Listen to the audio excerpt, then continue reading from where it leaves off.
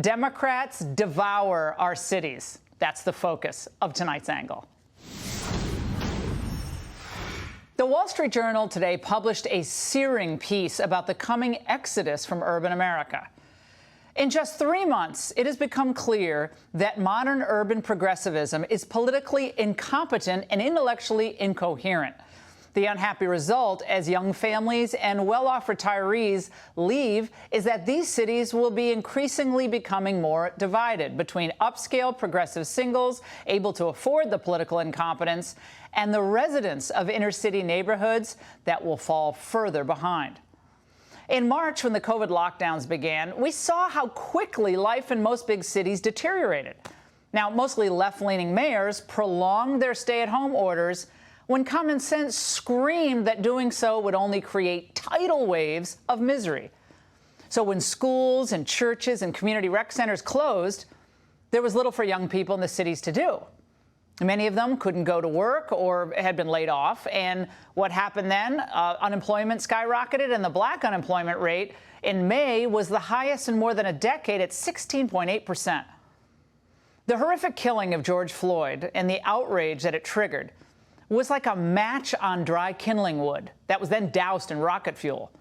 Political arsonists encouraged criminals then to rampage through cities and spread fear to the suburbs.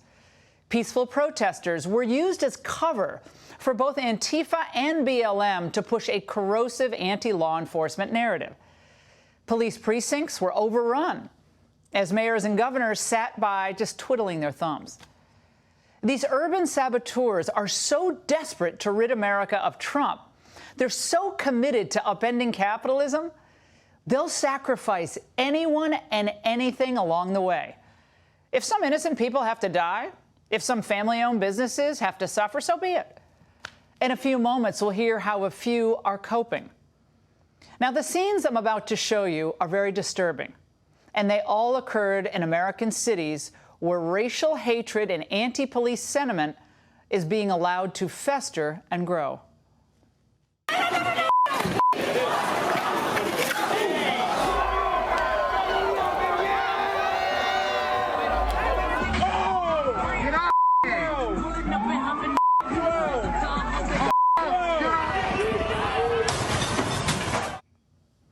Why do the other networks not run any of that?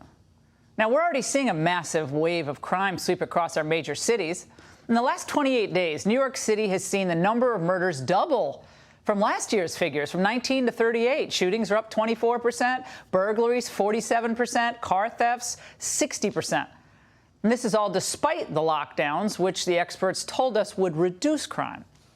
Other cities are plagued by violence as well. L.A., that's where we are. Police reporting that murders are up, and get this, how much?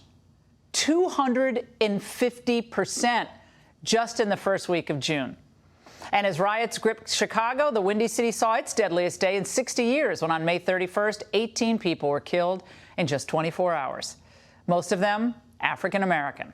Major media outlets do not cover these facts. Why? Yet if a cop tases someone who is resisting arrest, you're going to see every camera angle. Why? Are Democrats and members of the media excusing wanton acts of violence by some to further a particular political agenda? Of course they are. Here's how the bright minds at CNN rationalized Rayshard Brooks' decision to attack Atlanta police officers. Mr. Brooks was known by them to not have a weapon other than the taser that he had taken from them. There's a lot of chit-chat, a lot of niceties for a long time. What about the benign option of the guy says he's going to walk home? Why not giving him the option of letting him leave that way? He was driving drunk, okay? Local and state politicians in both parties are too afraid or too weak to face the truth. America has an intense spiritual and family problem, not systemic racism and policing. For too long, we also had an economic system that helped multinational companies at the expense of working people. So instead of addressing these very difficult problems, the media, they want to convince kids that the entire criminal justice system is itself inherently abusive toward one group of people. Now, you bet racism exists in the country, And so does cynicism, the type of cynicism that says that black kids and their families don't deserve to have a choice in education. And they don't deserve to have what? Their jobs stay here instead of being shipped overseas? What the left is proposing and what Biden is promising would be disastrous for all, but I'm telling you, for African Americans, they would suffer the most. Their economic policy would not only hamper job creation in the United States, it would restart the efforts to ship jobs offshore. So economic and wage growth will stagnate. Of course, what will happen? China will profit, though. Now, wealthy people like billionaires and millionaires funding Biden's campaign, they can benefit from all those policies. After all, many of them own the companies that want to take jobs from here and send them over there. And they want foreigners, more of them, who will accept lower wages here in the United States. And by the way, those same very rich people can avoid some of the harmful effects of left-wing policies, but by doing what they've done in the past, fleeing the cities for the suburbs. There they will have probably plenty of police. And there they will be able to send their kids to private schools and work at decent jobs, all from the comfort of home. But poorer people of all races, especially the ones stuck in cities, they work at essential jobs, and they'll pay the price. I could see the glass being completely just shattered. As her husband Ralph was trying to clean up outside, Alvarez says she turned to see him on the ground in front of a large crowd, unconscious. I started to scream. I tried to wake him. He wouldn't wake back up. And I tried to call for the police.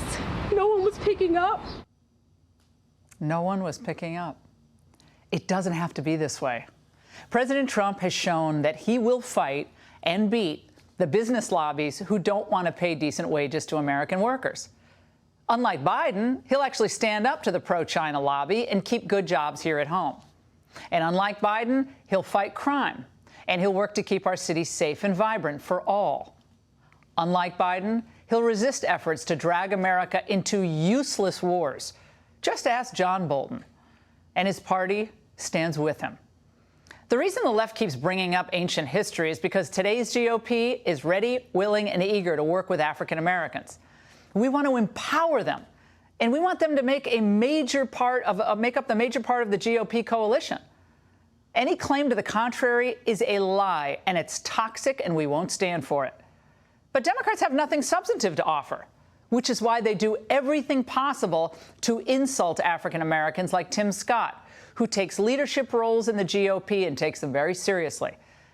For the last 60 years, American liberals have promised African Americans that their policies would make things better. They were wrong, and their policies have failed miserably. That's why the left has to spread hatred and division. And that's why they're lying about this country and its history. They have nothing positive to offer today. Their only hope is to persuade Americans to give up and turn on each other. If you've observed recurring violations of the Safer at Home order, please continue to let us know. In this case, snitches get rewards. We still know there's some people who need to get the message, and that means sometimes making sure the enforcement is there to educate people. Everyone will say, well, you know, I'm not a racist. Yeah, great. That's not good enough. We have to resist these efforts to divide and snitch on and demonize fellow citizens, or our cities will be lost and we will never find the unity we were created to achieve. And that's the angle.